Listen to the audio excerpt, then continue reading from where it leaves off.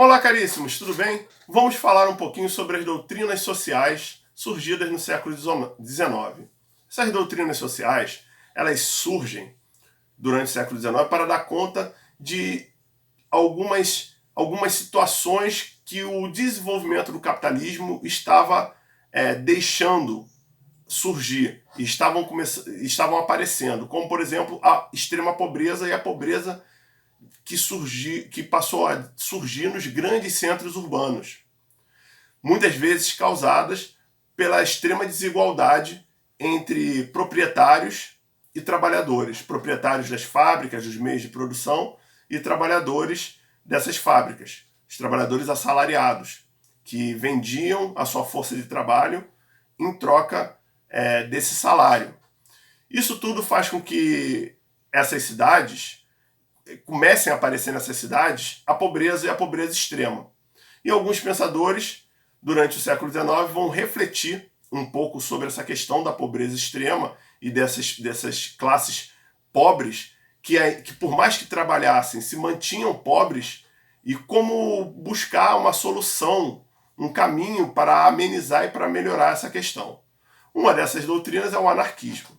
O anarquismo, muitas vezes conhecido por aquele símbolo às vezes, que algumas bandas de rock adotaram, que é aquele A cruzado dentro de um círculo, ele vai se desenvolver no século XIX, a partir da segunda metade, e vai ter alguns nomes importantes, como o francês Pierre-Joseph Proudhon e o russo Mikhail Bakunin. Esses, cada um com um seu caminho, defendia algo muito simples. Defendia que o Estado era a razão de todos os males da sociedade. Toda essa desigualdade era a causa principal, era a existência do Estado. E que, para você melhorar a sociedade, você deveria tomar uma atitude muito simples: eliminar o Estado. A partir do momento que você eliminasse esse governo, o Estado, a própria sociedade se organizaria, se reorganizaria em comunidades pequenas de autoajuda, de autodesenvolvimento, onde não teria grandes líderes, não teria lideranças e todos trabalhariam em prol do próprio desenvolvimento da comunidade. O Proudhon, inclusive, tinha uma frase muito importante que dizia que Proudhon, né, que dizia que a propriedade é um roubo, que a terra e as propriedades não deveriam pertencer a ninguém, e sim a todos. Todos deveriam ter acesso a essa propriedade.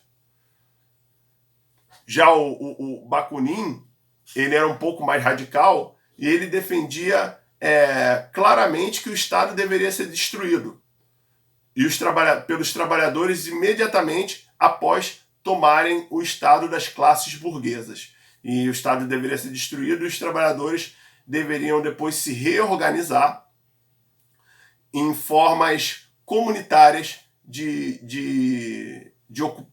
liderança e de ocupação daquele território, onde todos trabalhariam pela própria comunidade e tudo pertenceria à própria comunidade.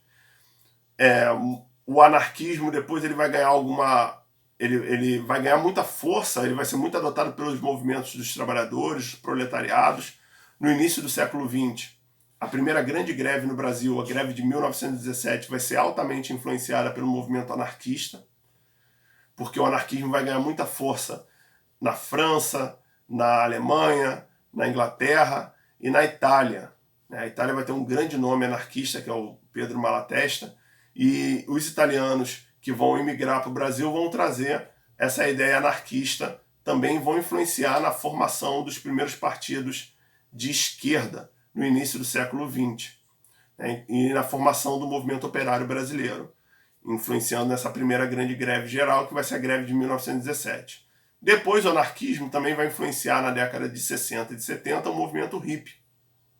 Principalmente essa ideia de sociedade comunitária, de autogoverno, de terra sem propriedade, do homem sem propriedade privada, onde tudo pertence a todos e que todos deveriam trabalhar em prol da própria comunidade. Isso vai influenciar muito o movimento hippie, vai influenciar o surgimento de grupos e de aldeias com características